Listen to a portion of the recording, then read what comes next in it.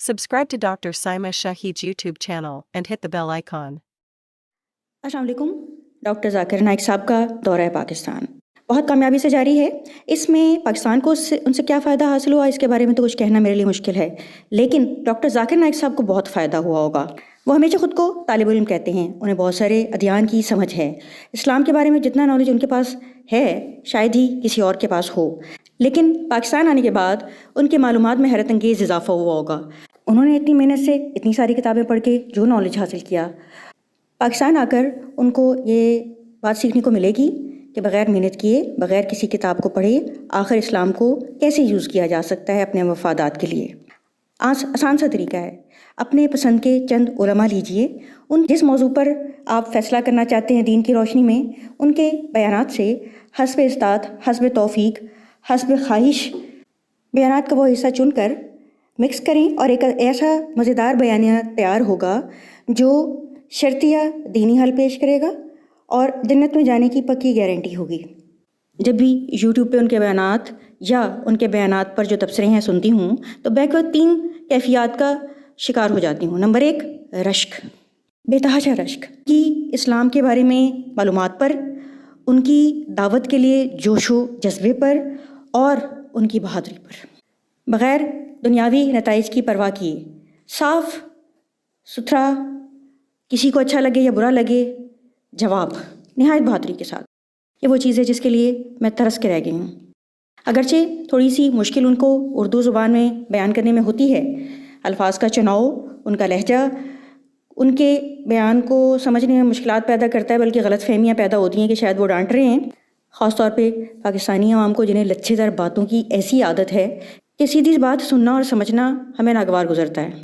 दूसरा एहसास है शदीद अफसोस।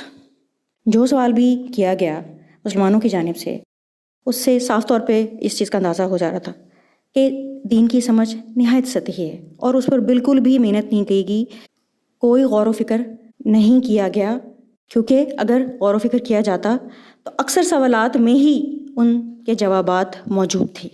तीसरा शदीद एहसास हुआ है वो है हंसी। एक चेन रिएक्शन है जो चल रहा है। जनाब ज़ाकिर नाइक साहब की बात पर मुखालफत में तबसरे, हिमायत में तबसरे, और फिर उनकी मुखालफत में तबसरे करने वालों पर तबसरे, कुछ हिमायत में और कुछ मुखालफत में, और फिर उन मुखालफत करने वालों की मुखालफत करने वालों की हिमायत और मुखालफत में मज़ीद तबसरे। यानी एक चेन रिएक्शन है जो कि चल रहा है। बात चल निकली है, अब देखें कहाँ तक पहुँचे। बहुत से सवालात जो पूछे गए उन पर बात करने को दिल चाहता है, लेकिन अभी मुख्तसरन 2 वाक़यात पे बात करना चाहूँगी।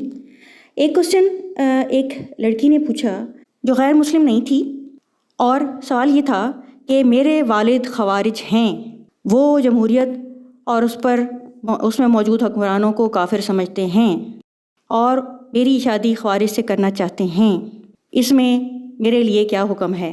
और कहते हैं अगर मैं उनकी बात नहीं मानूंगी तो मुझे आग कर देंगे। माफ़ कीजिएगा, मेरी नाकिस राय में उस जितने ही लोगों ने वो क्लिप देखा या जो लोग उस वक्त वहाँ पे मौजूद थे, इंक्लूडिंग मी, उन्हें ख़वारिज का मानी पता ही नहीं था। हत्ता कि वो बच्ची जिसने सवाल किया था उसे भी ख़वारिज का मानी पता नहीं था, वरना वो सवाल में खारजी का लफ्ज़ इस्तेमाल करती जो कि सिंगल के लिए इस्तेमाल होता है। ख़वारिज एक इस्लामी इस्लाह है जो एक ख़ास किस्म के गिरोह को इंडिकेट करती है जो अपने मजहबी अकायद की तशरीह करने में इस्लामी उम्मत से इख्तलाफ रखते हैं। ख़वारिज का लफ्ज़ी माना भी खारिज होने वाले हैं, यानी उम्मत से खारिज होने वाले। उम्मत से खारिज होने के बाद कोई शख्स जब मुसलमान ही नहीं है तो उससे आगे की जो बात सवाल में पूछी गई है उनमें से किसी का भी जवाब नहीं बनता। चुनांचे ज़ाकिर नाइक साहब ने बड़ा दुरुस्त आंसर अब्रप्टली दिया कि ख़वारिज हैं तो वो मुसलमान नहीं हैं, चाहे वो आपके वालिद हैं। और मेरा ख्याल है कि हर मुसलमान को ये तो मालूम ही है कि अगर वालिदैन मुस्लिम नहीं हैं, इस्लाम से खारिज हो चुके हैं और आप मुस्लिम हैं, तो आप अल्लाह और नबी पाक सल्लल्लाहु अलैहि वसल्लम की बात मानने के पाबंद हैं, ना कि उन वालिद साहब की। चुनांचे जवाब वाज़ेह है, अगर खारिज का मतलब पता होता तो ये सवाल बनता ही नहीं था।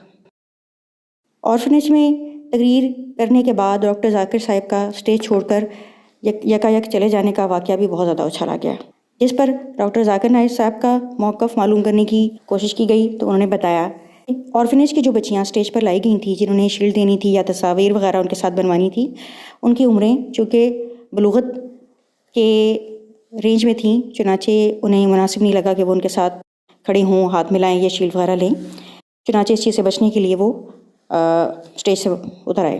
اس واقعے کے بارے میں بات کرتے ہوئے کسی کو ذرا سا بھی ڈر نہیں آیا اللہ تعالیٰ کا؟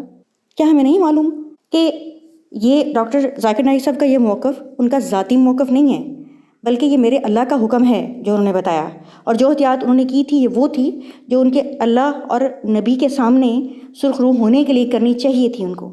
اس میں اس کو غلط کہنے کا مطلب ہے کہ آپ بنیادی دین کے احکامات کو غلط کہہ رہے ہیں، یا تو آپ سب نے یہ سب باتیں پہلے ان سے طے کی ہوتی اور نہایت احتیاط کے ساتھ ان ساری لڑکیوں کی age exactly I D card کے مطابق یا جس طریقے سے بھی کنفرم کر سکتے تھے، آپ کر کے ان کو بتاتے کہ یہ ساری کی ساری بچیاں ہیں، کیونکہ میرا خیال ہے کہ آپ کے کہنے سے بچیاں نہیں بن جاتی، یا اگر آپ ان کو اپنی بچیاں سمجھ رہے ہیں تو ضروری تو نہیں ہے کہ ساری دنیا آپ کی طرح پاکیزہ خیالات کی مالک ہو۔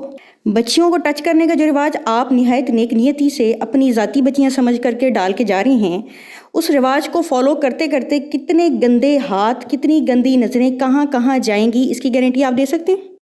اور ان کے نتیجے کیا کیا نکلیں گے؟ جس نے ہم کو بنایا ہے کیا وہی نہیں جانتا ہماری فطرتوں کو؟ یہ اسی کے احکامات ہیں۔ برائے مہربانی تنقید برائے تنقید کی اتنی جلدی مت کریں کہ یہی بھول جائیں کہ آپ کس انسان پہ تنقید کر رہے ہیں یا اللہ رب الرحمن کے بھیجے ہوئے احکام پہ تنقید کر رہے ہیں۔ ایک اور بات کا بھی میں ذکر کرنا چاہوں گی جسے بہت اچھالا جا رہا ہے کہ ڈاکٹر ذاکر نائک صاحب نے یہ کہا ہے کہ 20 منٹ تک کسی سجی سنوری عورت کو دیکھنے کے بعد بھی اگر کسی مرد کے دل و دماغ میں اگر کوئی غلط خیال نہیں آتا تو اس مرد کو اپنا میڈیکل ٹیسٹ کروانا چاہیے، آیا وہ نارمل ہے بھی یا نہیں۔ اس اسٹیٹمنٹ کو بہت سارے اینکر پرسن اور ویلاگرز نے اپنی ذات پر حملہ تصور کیا، یا پھر ٹیسٹ میں آ کر ڈاکٹر صاحب کے خلاف باتیں کرنے کی وجہ شاید کچھ اور ہو، یعنی ہو سکتا ہے ان معصوم لوگوں نے ڈاکٹر صاحب کی کوالیفیکیشن MBBS کو مد نظر رکھتے ہوئے سوچا ہو کہ کہیں صحیح نہ کہہ رہے ہوں، اور اس بات کو کنفرم کرنے کے لیے کہ آیا وہ میڈیکلی فٹ ہیں یا انفٹ ہیں، ایک اسٹاپ واچ لے کر 20 منٹ کا ٹائم سیٹ کیا اور ایک سجی سوری عورت پر نظریں جما کر بیٹھ گئے۔ جب مقررہ ٹائم 20 منٹ کے بعد بھی ان کے دل میں برے خیالات نہیں پیدا ہوئے تو انہیں شدید رنج ہوا۔ میڈیکل کی ایک ٹرم ہے ریزسٹنٹ ہونا، بولی جاتی ہے ان پیشنٹس کے لیے جو ضرورت سے زیادہ بار بار مختلف اقسام کی، مختلف پوٹینسی کی، مختلف ڈوزز کی، مختلف اینٹی بائیوٹکس کے کورسز کر کے اب اس حد تک پہنچ چکے ہوں کہ ان کے انفیکشن کے جراثیم اپنے اندر ان سب اینٹی بائیوٹک کے خلاف قوت مدافعت پیدا کر کے طاقتور ہو چکے ہوں۔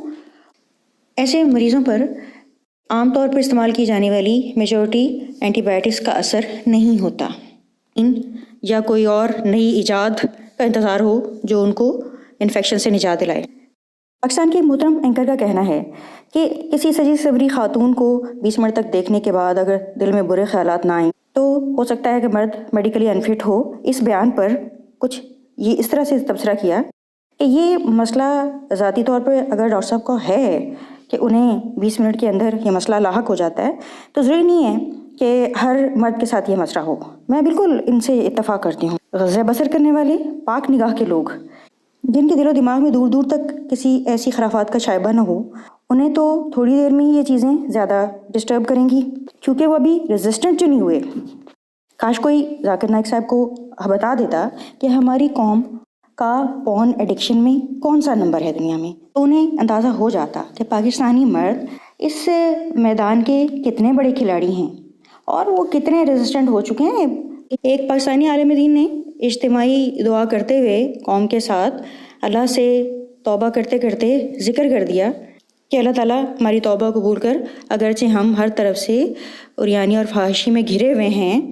تو پاکستانی مرد باقاعدہ مائنڈ کر گئے اور ان سے پوچھا کہاں ہے عریانی اور فحاشی، اور جب تک انہوں نے معافی مانگ کے اپنی جان نہیں چھڑائی ان کی جان نہیں چھوٹی۔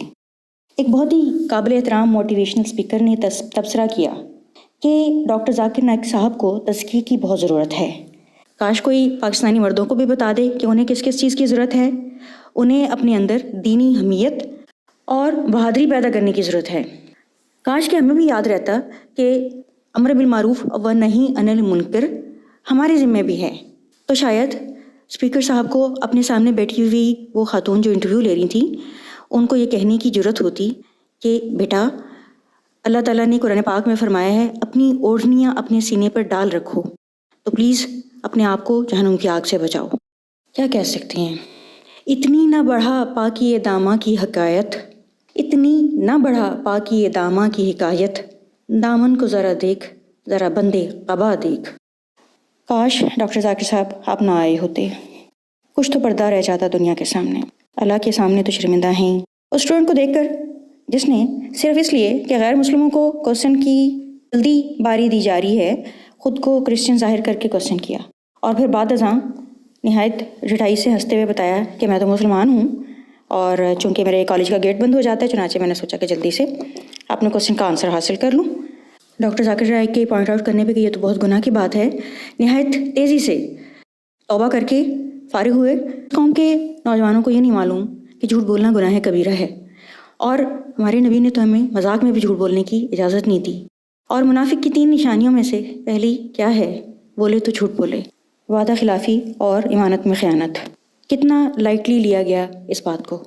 ایک اور محترم پر مجھے بڑی حیرت ہوئی، وہ بیان کر رہے تھے کہ وہ مسلمان گھرانے میں پیدا ہوئے اور گزشتہ 4 سال سے وہ کسی خدا کو اور کسی مذہب کو فالو نہیں کر رہے، اور بقول ان کی زندگی بہت اچھی گزر رہی ہے. وہ ایک بہت اچھے انسان ہیں، ان کے سارے معاملات بہت عمدگی سے چل رہے ہیں. پوچھنے یہ چاہتے تھے کہ کیا کسی ریلیجن کی ضرورت ہے؟ اگر میں کسی ریلیجن کو پریکٹس نہیں کر رہا تو اس میں کیا نقصان ہے اور ریلیجن کا کیا فائدہ ہے؟ میری ناقص عقل میں بالکل بھی یہ بات نہیں آ رہی کہ محترم اللہ تعالیٰ اور مذہب کی اہمیت کو یکسر فراموش کر کے 4 سال سے بڑی اچھی زندگی گزار رہے ہیں بقول ان کے. لیکن انہیں ڈاکٹر ذاکر نائک صاحب کی ذات میں اتنا انٹرسٹ کیوں ہے کہ وہ اٹھ کے آئے، ان کے لیے بیٹھے رہے، سوال کیا، بحث مباحثہ کیا. اور ایک پاسبلٹی سمجھ آتی ہے کہ محترم نے سوچا ہوگا کہ یہ ڈاکٹر ذاکر نائک اتنی محنت سے جگہ جگہ جا کے لوگوں کو ریلیجن کی طرف لاتے ہیں، تو میں ذرا جا کے ان کی کوششوں پہ تھوڑا سا پانی پھیروں، لوگوں کو بتاؤں کہ ریلیجن کے بغیر تو زندگی بہت ہی اچھی گزرتی ہے اور معاملات بڑے ہی اچھے ہوتے ہیں اور انسان بہت ہی اچھا انسان بن جاتا ہے. لیکن خیر مجھے لگتا ہے ڈاکٹر ذاکر نائک صاحب نے ان کی یہ کوشش کامیاب ہونے نہیں دی. بہت شکر گزار ہوں میں اللہ تعالیٰ کی جنہوں نے تو اس دنیا میں ڈاکٹر ذاکر نائک صاحب جیسے لوگوں کو پیدا فرمایا اور اپنی دین کی خدمت کے لیے چنا. بہت شکر گزار ہیں ہم ڈاکٹر ذاکر نائک صاحب کے کہ انہوں نے اپنا قیمتی وقت نکالا اور ہمیں فیض حاصل کرنے کا موقع دیا. ان سب باتوں کے باوجود میرے دل میں ایک خیال آ رہا ہے، کاش آپ نہ آتے. اللہ سبحانہ تعالیٰ سے تو کچھ بھی چھپا ہوا نہیں ہے، لیکن دنیا میں شاید ابھی لوگوں کو نہیں معلوم تھا کہ اسلام کے نام پر بننے والے اس ملک میں اسلام کا کیا حال کر دیا گیا ہے. ہماری نوجوان نسل کی نہایت سطحی سوچ اور دین سے دوری بالکل عیاں ہو کے رہ گئی ہے. بہت سے لوگ جو بہت اچھے انسان اور بہت اچھے مسلمان نظر آتے تھے ان کی حقیقتیں کھل گئی ہیں. ہماری طنز اور تنقید کرنے والی عادت نے پوری دنیا میں یہ بتا دیا ہے کہ ہم مکھی کی طرح لوگوں کی صرف غلط چیزوں پر نظر رکھتے ہیں، انہی کو چن چن کر اکٹھا کرتے ہیں، اسی کو استعمال کر کے اپنے آپ کو اونچا کرتے ہیں اور ان کو نیچا کرتے ہیں اور اپنی روحانی بیماریوں میں اضافہ کرتے ہیں. حالانکہ ہمارے مذہب کا درس تو یہ تھا کہ شہد کی مکھی کی طرح پوری دنیا میں سے چن کر حسین ترین، خوبصورت ترین، خوشبودار ترین پھولوں پر جا کر ان سے ان کا بہترین حصہ اخذ کرو اور شفا کا منبع یعنی شہد تیار کرو تاکہ دنیا اس سے شفا حاصل کرے.